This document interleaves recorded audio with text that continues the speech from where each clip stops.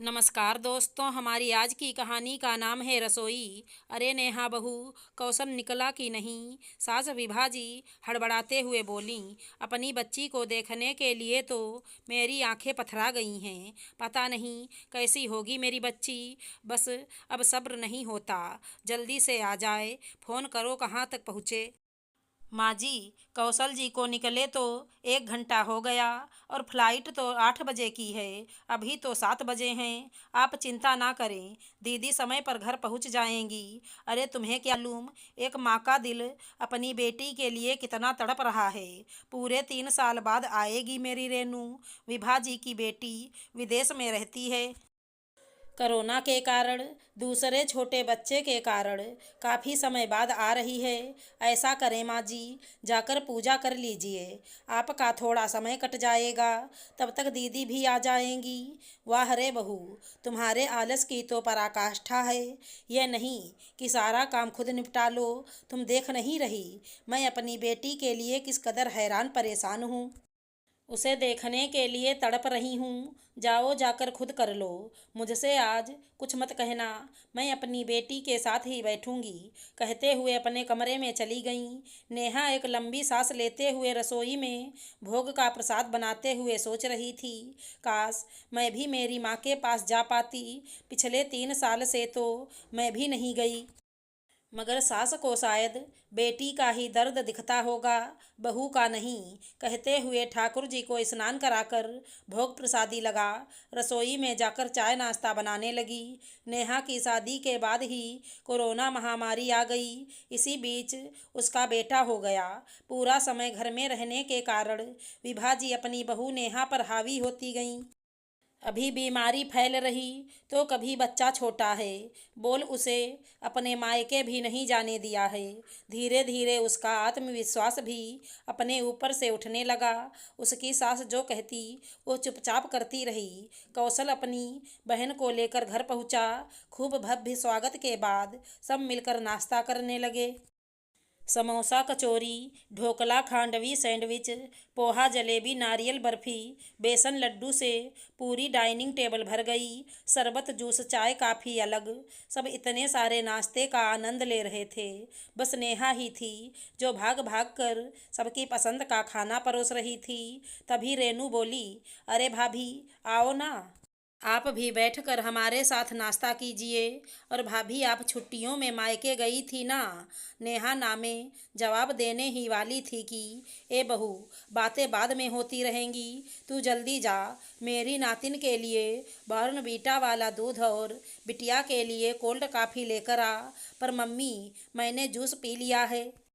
तू चुप कर, जा जल्दी जा, कोल्ड कॉफ़ी बना कर ले आ और उसमें वनीला आइसक्रीम भी डालना, खास रेनू के लिए मंगाई है। नेहा चुपचाप बिना कुछ बोले वहाँ से चली जाती है। मगर रेनू को अपनी माँ का ऐसा कटु व्यवहार पसंद नहीं आता। उसे याद आता है जब नेहा भाभी शादी होकर आई थी तो उनका दूध से उजला रंग, छरहरा बदन, तीखे नैन नक्श देखकर तब सारे लोग एक ही बात बोल रहे थे, क्या चांद सी दुल्हन लेकर आया है कौशल। ऊपर से चेहरे की मुस्कान उसका आत्मविश्वास बढ़ा रही थी। थोड़ी जलन तो उस समय उसे भी हुई। मगर आज भाभी की उतरी हुई सूरत, आंखों में गड्ढे, बढ़ा वजन, बिखरे बाल, बेतरतीब सा रहन सहन देख घबरा गई थी। माँ, इतना नाश्ता क्यों मंगवाया है? मुझे तो वैसे भी इंदौरी पोहे जलेबी खाना था, फिर इतना सब कुछ क्यों? ए पगली, बाहर से क्यों मंगवाने लगी? वैसे भी विदेश में तू पिज्ज़ा बर्गर और न जाने कौन कौन से विदेशी आइटम खाकर काली पड़ गई है। इसीलिए मैंने ये सब व्यंजन नेहा से कहकर खास बनवाया है तेरी पसंद का। ये नारियल की बर्फ़ी चख, कल ही ताज़े नारियल से बनवाई है। मावा भी घर का, और ये बेसन के लड्डू मेरी तनु के लिए दाल घर की चक्की में पीस कर तब जाकर बेसन घी में भून कर मेवे डालकर बनाया है खास तेरे लिए। माँ, लेकिन आप इतना परेशान क्यों हुई? बाजार में तो सब मिलता है। अरे मैंने थोड़ी ना किया है। तेरी भाभी कब काम आएगी? ये कोरोना आया है जब से मैं हर काम घर में ही करवाती हूँ। चाहे गेहूँ से आटा पीसना हो या चने की दाल से बेसन बनवाना हो, सब घर में हो जाता है, शुद्ध ताज़ा। और अब तू जितने भी दिन रहेगी ऐसा ही खिलाऊंगी। देख तो जरा कैसा मुंह सूख गया है मेरी बच्ची का, कितनी दुबली हो गई है। फालतू बाजार के पिज्ज़ा बर्गर खा खा के, कहते हुए विभा जी उसके बालों पर हाथ फेरने लगी। क्या ये सब भाभी ने बनाया है? सोच हैरान हो गई। और घर में काम वाली तो आती है ना। काम वाली की क्या ज़रूरत है? वैसे भी बाहर के लोग जितना कमाए जाएं उतना अच्छा। तू जानती नहीं क्या कि कोरोना में सब बंद हो गया था। बहू अकेले ही सब संभाल लेती है। वजन देख रही है इसका, वरना यूं बैठे बैठे और आलसी हो जाएगी। कहते हुए अपने मुंह में एक लड्डू दबा लेती हैं। विभा जी इस बीच नेहा से रेनू को बात नहीं करने देती। दोपहर के समय खाने की टेबल पर फिर पालक पनीर, मलाई कोफ्ता, खीरे का रायता, दाल मखनी, जीरा राइस, खीर, मालपुआ, साथ में अचार, चटनी, पापड़, सलाद, सब कुछ रखा था। भाभी आपने अकेले ही सब बनाया? जी दीदी आप बैठिए। भाभी आप भी साथ में बैठेंगी तो ही मैं खाऊंगी। ये बैठ गई तो गरम रोटी कौन बनाएगा? जा नेहा, गरम गरम रोटी में गाय का घी लगा कर लेकर आना। मेरी रेनू का चेहरा कैसे उतर गया है। विदेश में वैसे भी कहाँ ये सब मिलता होगा ना।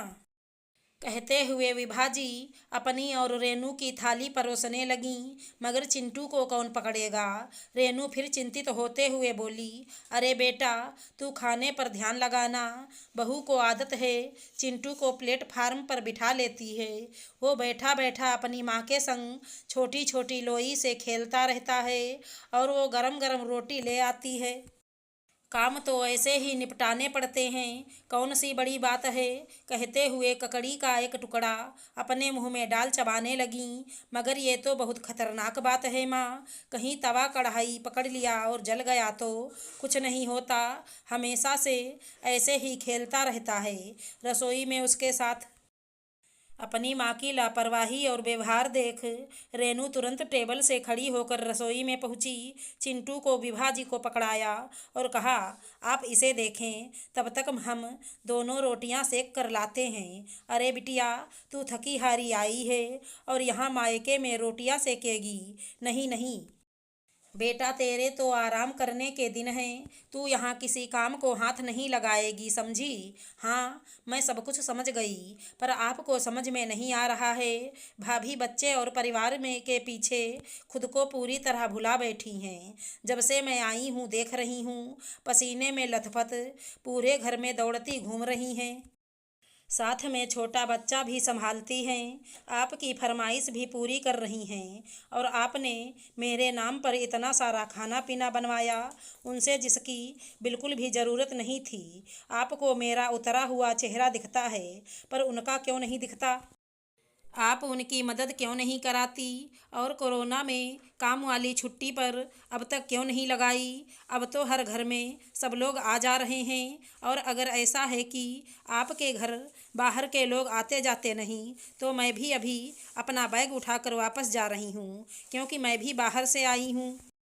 अपनी बेटी की बात सुन विभा जी का चेहरा सफ़ेद पड़ गया। वे बोली, अरे नहीं नहीं, तू कहीं नहीं जाएगी। अगर मैं कहीं नहीं जाऊंगी तो भाभी के संग आपको अपना व्यवहार सुधारना होगा।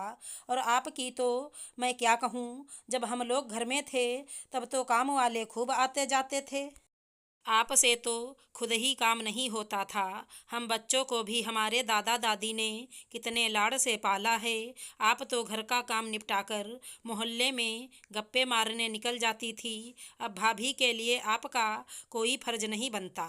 और तो और आपने चक्की भी ले ली है। मतलब कोई इंसान काम से फुर्सत पाए तो पाए कैसे? खुद भी तो थोड़ी मदद किया करो। आप तो 55 की उम्र में ही 75 जैसे काम करने लगी हैं। बहू के आते ही बूढ़ी हो गई हैं। यह बिल्कुल गलत है। और नेहा भाभी, आपको क्या हो गया है? अपने आप को कम क्यों समझ रही हैं? अन्याय करने वाला और अन्याय सहने वाला दोनों ही बराबर दोषी होते हैं। आपको अपने साथ होते ऐसे कड़वे व्यवहार के लिए बिना डरे बोलना चाहिए। अगर आप खुद के लिए नहीं बोलेंगे तो हर कोई आपको कमज़ोर समझकर दबाने की कोशिश करेगा। इसीलिए कभी अपने आप को कम मत समझो। आप बहू हो या बेटी, अपने लिए बोलो ज़रूर। चुप रहकर अपने आप को कमज़ोर साबित करने की भूल मत करो। अपने लिए ना सही, अपने बच्चे के लिए ही आवाज़ उठाइए। चिंटू को ऐसे रसोई में देख मेरा कलेजा मुँह में आ गया। जरा सी लापरवाही में बच्चे को अगर कुछ हो गया तो फिर आप क्या करेंगी? आज तो किस्मत से मैं आपका पक्ष लेने यहाँ खड़ी हूँ। कल को आप अकेली होंगी, तब भी आप ऐसे ही डरेंगी। अपने और अपने बच्चे के लिए आवाज़ नहीं उठाएंगी। अपने साथ होता गलत देखती रहेंगी। आप इस घर की बहू हैं। अगर आपके फर्ज हैं तो आपके पूरे अधिकार भी हैं। अपने उन्हीं अधिकारों का इस्तेमाल कीजिए।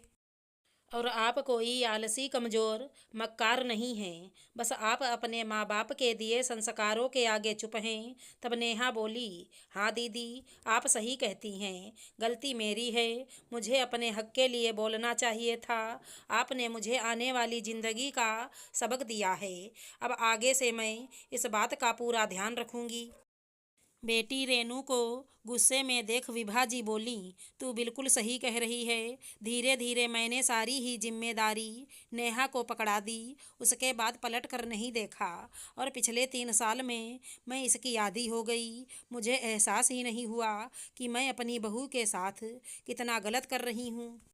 मैं स्वार्थ में अंधी इसकी परेशानियां नहीं देख पाई और ये भी चुपचाप संस्कार और लिहाज में मुझे कुछ नहीं बोली। जैसे मुझे अपनी बेटी का ख्याल रहता है। अगर उसका आधा भी ख्याल मैं नेहा का रख लेती तो आज तुझे इतना बोलने की ज़रूरत नहीं पड़ती। उस पर भी मैं हर वक्त बहू पर आलसी होने का इल्ज़ाम लगाती रहती हूँ। नेहा, मुझे माफ़ कर दे। आगे से मैं तुझे कभी शिकायत का मौका नहीं दूंगी। और काम वाली को तुरंत बुला ले। साथ में रेनू के जाते ही जून का पूरे महीने अपने मायके रहकर आना। फिर चिंटू के स्कूल शुरू हो जाएंगे। फिर वैसे ही तेरा आना जाना कम हो पाएगा। आशा करती हूँ हमारी कहानी अच्छी लगी होगी। धन्यवाद दोस्तों।